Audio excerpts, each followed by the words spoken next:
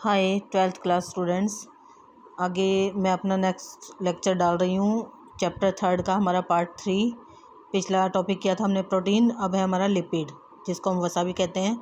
तो पहले देखो लिपिड में आपका थोड़ा सा हेडिंग समझाती हूँ कि लिपिड में वसा जैसे पदार्थ तथा तेल सम्मिलित हैं। यह है पानी में घुलनशील नहीं होता, पानी में अघुलनशील होता है वसा, परंतु कार्बनिक घोल जैसे ईथर, अल्कोहल तथा बेंजीन में घुलनशील है।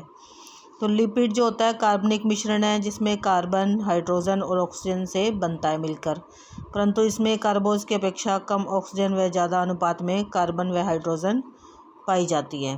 तो वसा में 76% कार्बन, 12% ऑक्सीजन और 12% हाइड्रोजन पाई जाती है। तो अब देखो है हमारा आगे वसा अम्ल के प्रकार। वसा अम्ल के प्रकार ये दो तरह से होती है, संतृप्त वसा अम्ल, असंतृप्त वसा अम्ल।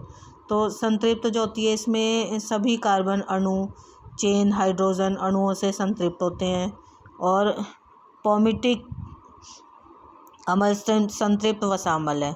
और इसमें असंतृप्त वसा अम्ल में है कि जब दो कार्बन अणुओं के बीच दोहरा बॉन्ड हो जाता है, या वसा अम्ल को असंतृप्त वसा अम्ल कहते हैं। तो इसमें जो है ओलिक, लिनोलिक अम्ल संतृप्त वसा अम्ल है। इसमें क्रमशः 1, 2, 3 या 4 दोहरे बॉन्ड होते हैं। तो इसमें अब हमारा देखो नेक्स्ट है हमारा वसा के कार्य। वसा के कार्य में देखो सबसे पहले तो है ऊर्जा प्रदान करना। तो वसा का मुख्य कार्य क्या है, हमारे बॉडी को एनर्जी देना, जो है ऊर्जा प्रदान करना मुख्य साधन है इसका। 1 ग्राम वसा रासायनिक रूप से जलकर 9 कैलोरी ऊर्जा हमें देती है, जो कार्बोज और प्रोटीन से प्राप्त ऊर्जा का दुगने से भी ज़्यादा होता है। तो वसा का मुख्य कार्य है हमारे शरीर को ऊर्जा प्रदान करना, और आवश्यकता से अधिक ली गई ऊर्जा वसा के रूप में हमारे शरीर में जमा हो जाती है। फिर इसमें सेकंड है हमारा शरीर के तापमान को सामान्य रखना। त्वचा के नीचे वसा की तह शरीर के तापमान को सामान्य रखती है, और वसा की तह शरीर से ताप की क्षति को रोकती है, नुकसान होने से रोकती है। अंगों की रक्षा करना। हमारे शरीर के आवश्यक अंग जैसे गुर्दे, हृदय आदि के इर्द गिर्द वसा की मोटी तह चढ़ी होती है, जो अंगों को झटके और शारीरिक चोट से बचाती है। नेक्स्ट है वसा में घुलनशील विटामिन प्रदान करना। वसा में घुलनशील विटामिन है जैसे A, D, E, K वसा में घुलकर हमारे शरीर को प्राप्त होते हैं। फिर है अनिवार्य वसा अम्ल प्रदान करना। अनिवार्य वसा अम्ल तंतुओं की सामान्य रचना और कार्य के लिए आवश्यक हैं, जो वसा द्वारा प्राप्त होते हैं। फिर है क्षुधा शांत करना, मतलब भूख को शांत करना। वसा का पाचन धीरे धीरे होता है, इसलिए वसा युक्त भोजन ग्रहण करने से हमारी भूख देर तक शांत रहती है, हमें जल्दी भूख नहीं लगती। अंगों को चिकनाई प्रदान करना। वसा हमारे अंगों खासकर पाचन अंगों को चिकनाई प्रदान करती है, और आंतों की चिकनाई प्राप्त होने से कब्ज की शिकायत नहीं होती। नेक्स्ट है हमारा प्रोटीन को अपने कार्य के लिए मुक्त करना। प्रोटीन को अपने कार्य के लिए मुक्त कैसे करती है, शरीर को ऊर्जा देने का काम वसा और कार्बोज का होता है। तो जब वसा और कार्बोज हमारी बॉडी को ऊर्जा नहीं दे पाती, तो यह कार्य प्रोटीन करने लग जाता है। प्रोटीन का मुख्य कार्य है शरीर के टूटे फूटे तंतुओं की मुरम्मत करना, शरीर का निर्माण करना। परंतु जब वो वसा से हमें ऊर्जा नहीं मिलती, तो प्रोटीन अपना कार्य छोड़कर शरीर को ऊर्जा देने लग जाता है। तो जो है वसा आवश्यक ऊर्जा प्रदान करके प्रोटीन को उसके कार्य के लिए मुक्त कर देती है, ताकि प्रोटीन अपना कार्य करे और वसा अपना कार्य करे। फिर है वसा जो है विभिन्नता लाने में सहायक है। कैसे? वसा भोजन में सुगंध, कुरकुरापन तथा विभिन्नता लाने में सहायता करती है। नेक्स्ट टॉपिक है हमारा वसा के स्रोत। अगर आपको मेरा ये लेक्चर पसंद आता है, अगर आपको आगे भी नेक्स्ट भी मेरी वीडियोस चाहिए, तो आप मेरा चैनल लाइक सब्सक्राइब कीजिएगा, और कमेंट बॉक्स में कमेंट करना ना भूलें। आपको कोई और चैप्टर चाहिए हो, कोई और टॉपिक चाहिए हो, तो मुझे ज़रूर बताइए।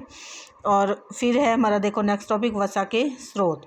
तो वसा जो है 2 प्रकार से मिलती है हमें। एक तो वनस्पतिक साधन है इसका, एक पशुजन्य है। वनस्पति मतलब पेड़ पौधों से, और पशुजन्य मतलब जानवरों से।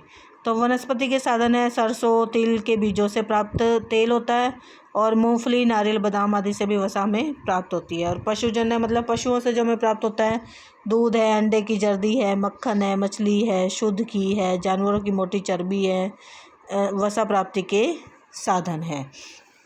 उसके बाद है नेक्स्ट टॉपिक हमारा वसा की कमी के प्रभाव। वसा की कमी से क्या होता है, देखो वसा में घुलनशील विटामिनों की कमी हो जाती है और शरीर उनकी कमी से होने वाले रोगों से ग्रस्त हो जाता है। फिर वसा की कमी से व्यक्ति के शरीर में आवश्यक वसा अम्लों की कमी हो जाती है, जिससे आँखों और त्वचा संबंधी कई रोग हो जाते हैं। प्रोटीन शरीर को ऊर्जा देना शुरू कर देती है, जिससे प्रोटीन निर्माण का कार्य नहीं कर पाता।